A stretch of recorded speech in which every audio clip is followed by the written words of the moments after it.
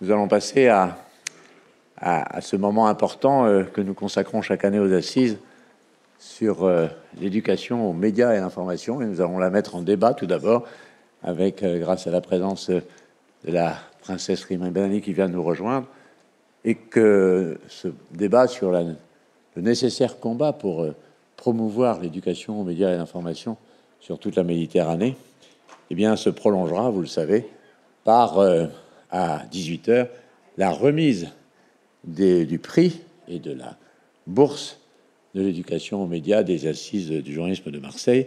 Donc, ce sera à 18h. Mais dans un premier temps, débat. Puis, je le signale juste pour celles et ceux d'entre vous qui sont ici, il y aura un petit intermède, mais on a pensé que c'était un moment important pour le faire.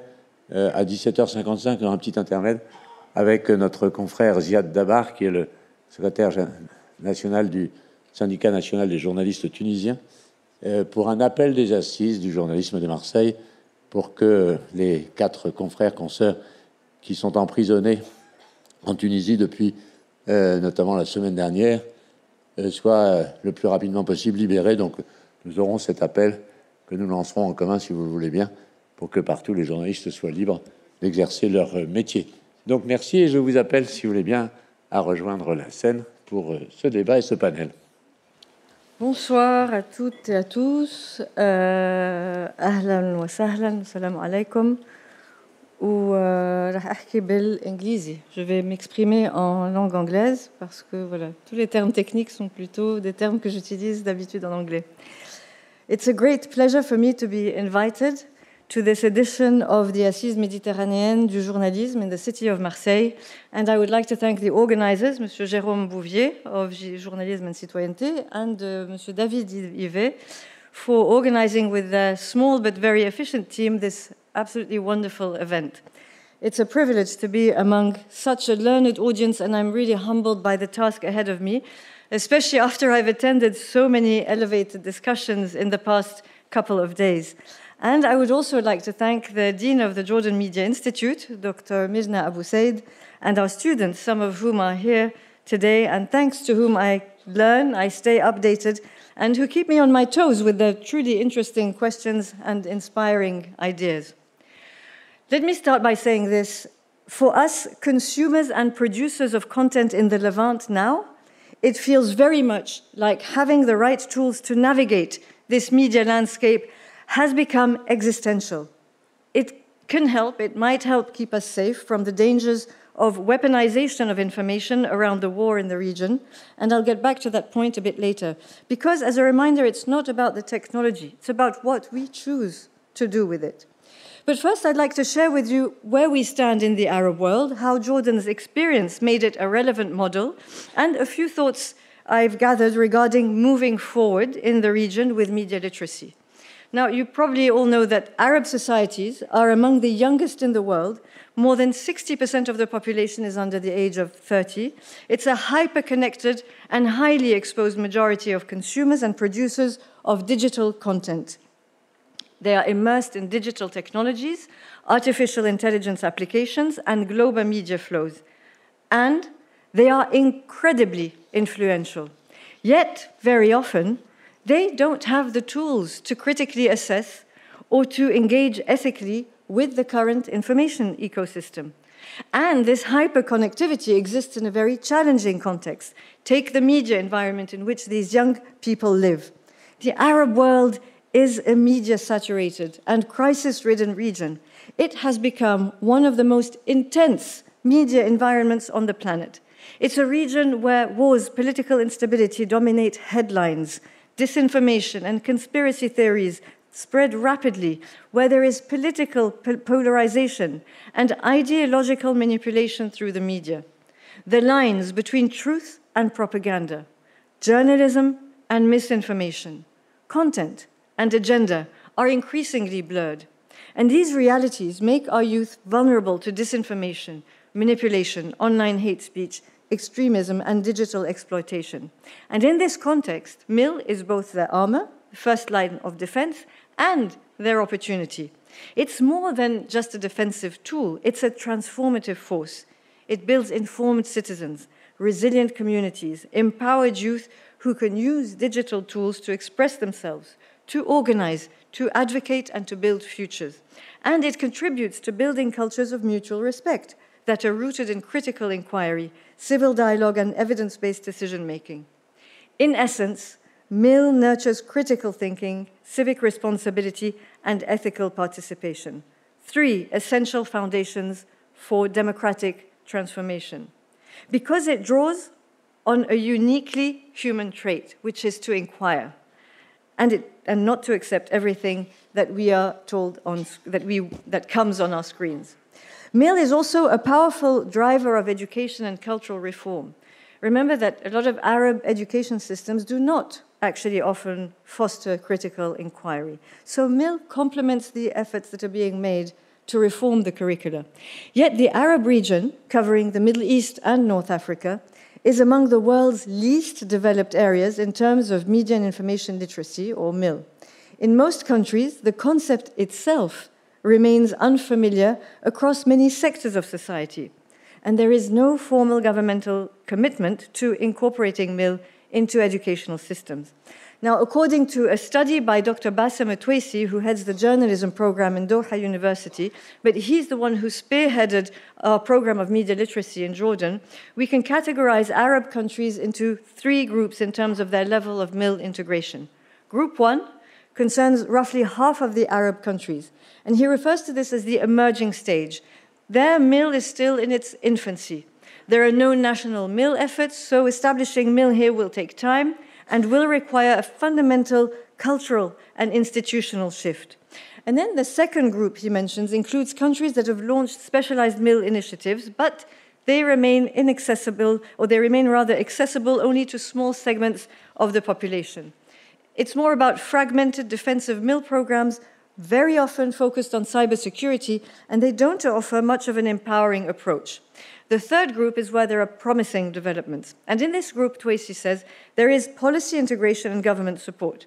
The countries in this group have begun developing comprehensive national policies with clear governmental backing and integration of MIL into public education. And Jordan stands at the forefront as the first Arab country to adopt a national strategy for MIL through a formal government decision, with Lebanon, Morocco, Palestine, Tunisia, and Qatar showing signs of moving in the same direction.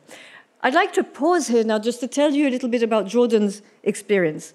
The Jordan Media Institute was set up in 2010, its philosophy founded on the basic rules of journalism, the public's right to know, the duty to tell the truth while doing no harm. Now, the Institute has been among the pioneers of media literacy in the Arab world. Why?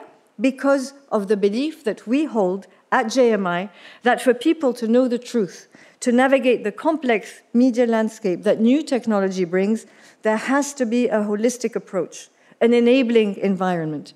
That's why I often say that our story with MIL actually began with the fact-checking website, Akid, which was established at JMI with the support of the King Abdullah Fund for Development in 2014. Akid in Arabic means certain, and it was the first professional media credibility platform in Arabic to help monitor and fact-check the news. The goal was also to support and to protect the right of the society to know, and to help media outlets improve the quality of their content, spreading a culture of accountability among media outlets, journalists, and society, and also encouraging the public to get into the habit of verifying the news. Then we developed another arm to combat disinformation.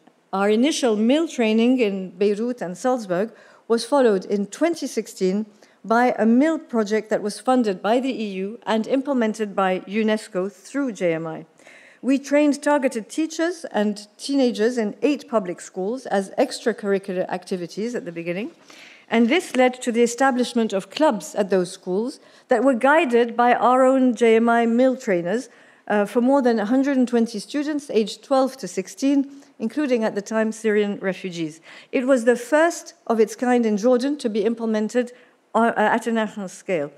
And it's a bit anecdotal, but I feel I couldn't resist. I had to say this. It's very interesting that we launched our first media literacy workshops in 2016. And some of you might know that 2016 has been described in some parts of the world as the year of the lie, after which we've been living in what is called the post-truth era, concept that has gained traction in political and media literature since 2016 referring, of course, to the spread of fake news, etc. Now, JMI's MIL programs at the time then included elements to combat bullying, hate speech, countering extremism, and our trainers even added gender sensitivity, gender-based violence awareness, and human rights training, all through the media literacy programs. So we worked on values. And what struck me when we began our training was the impact it had on these young people, on these kids after a year. I asked to meet the teenagers who had benefited from the program, and they felt so empowered, as did their teachers who'd been receiving the training as well. A 16-year-old girl told me it was the first time she had used her brain to think for herself, and it felt great.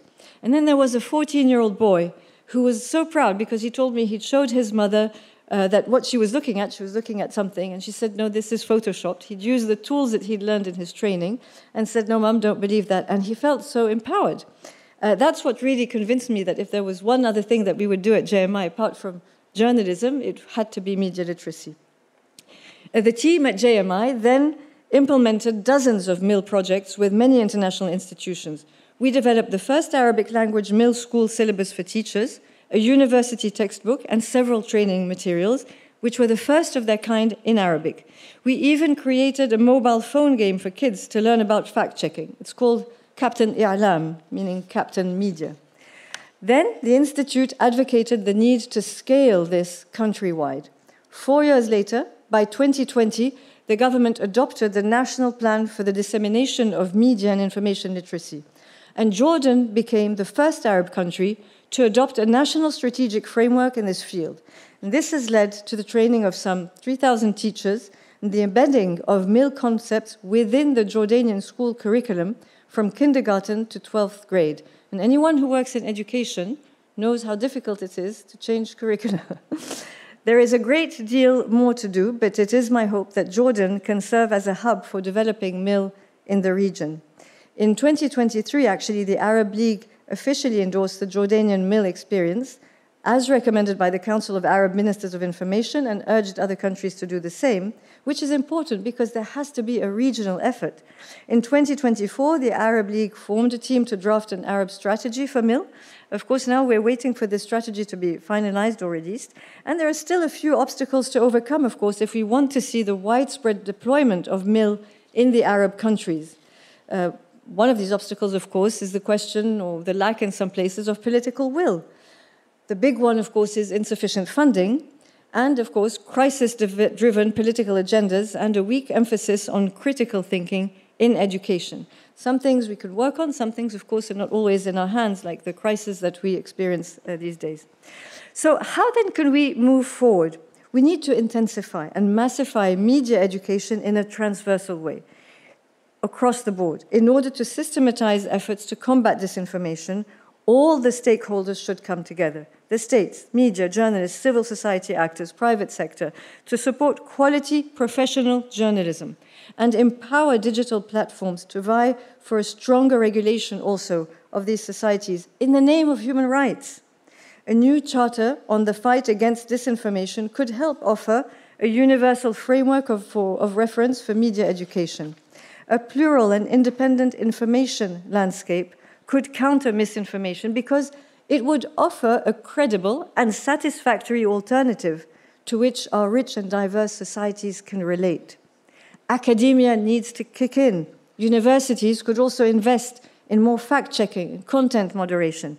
They could support translations of material and training courses into Arabic, especially as the ever-evolving development of AI requires upskilling and updated curricula. And they could work toward developing their own research on the matter. The recent initiatives by the League of Arab States that I mentioned need to be adopted and carried out with the help of Alexo. This is an equivalent of our UNESCO, the Arab League Educational, Cultural and Scientific Organization.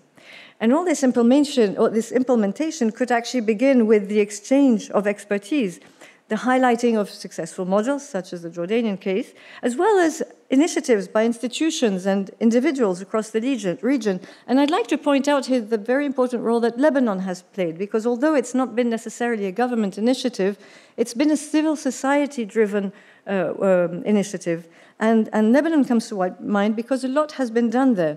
Lebanese expert, in fact, is one of the leaders of that, Dr. Jad Melki. He wrote this book called Media Literacy and the Oppressed. And he developed the notion that media literacy should be developed in the Arab world, taking into account its own specificities rather than following the Western model of MIL.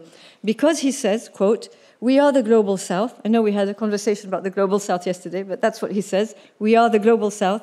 We have a lot of different problems.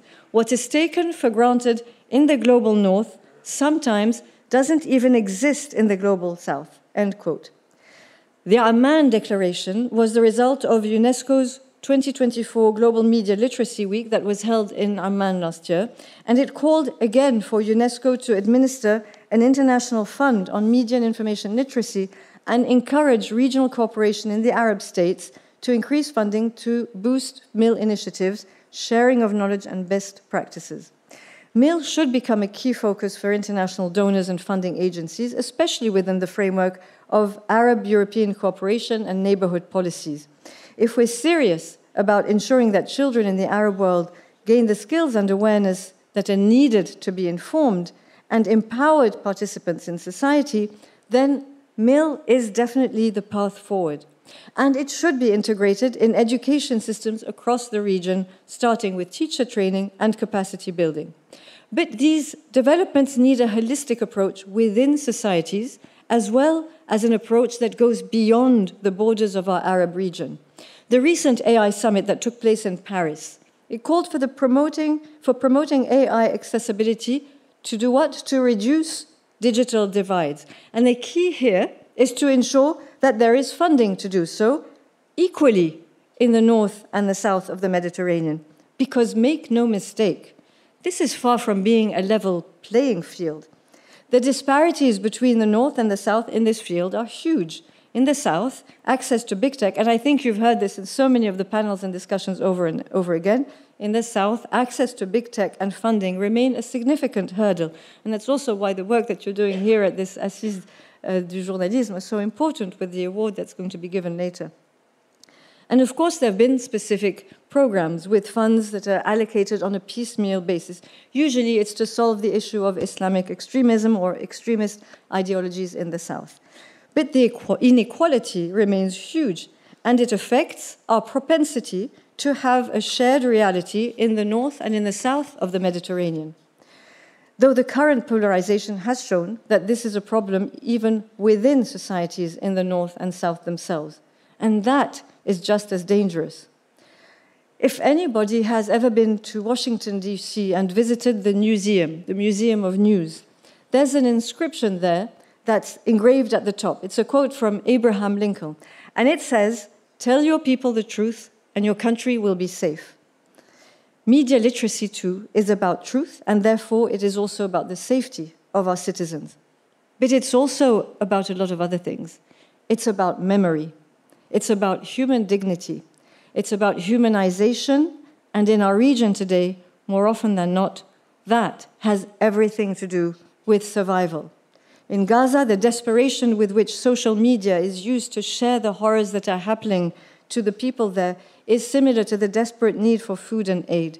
There, more than anywhere, making sure that the world is properly informed about what is happening in the hope that some action will be taken to stop the massacres is a question of survival. Today, the battle is one to fight extremist ideologies, wherever they may be, that are promoting, through the media, the dehumanization of an entire people. We've also seen, by the way, that extremist ideologies are not exclusively a problem in the South. In the specific context of the war on Palestine, aside from the question of the land itself, the question of who owns the narrative has become one of the most decisive battlegrounds. Because it's not only the technology, but the information itself that is now a source of danger. It has been instrumentalized to exacerbate conflicts, in particular using social media. Faced with bots, trolls, and other tools of electronic propaganda, freedom of expression, and I would add freedom of thought, in fact, are in danger, leading to the elimination of certain voices. The ethnic cleansing campaign in Palestine is one example. It has been largely met by a dangerous silence which allows it to continue unabetted. The same deafening silence, by the way, about the situation in Sudan and Sudanese refugees in what is described as the worst humanitarian crisis today. Civilian victims of bombings in Yemen receive almost no coverage in the media as well. The media and social media largely contribute to the selective perceptions of reality, and add to that the fact that international journalists are still not allowed to report freely in Gaza, while few in the north watch the Arab networks which are present in the Strip. And journalists, guarantors of accountability, are being killed in total impunity. Now, as a result, the disparities in coverage and in understanding what is happening mean that we do not have a shared perception and understanding of the realities around us. On the other side, we're dealing with a powerful machinery that has developed the technology to see, hear, and broadcast everything and suppress everything at the same time, and that has a monopoly on a well-rehearsed professional narrative. As a result, not every voice is heard equally. So in an era of conflict, and unfortunately the Arab world has a lot of conflicts at this time, fact-checking is crucial.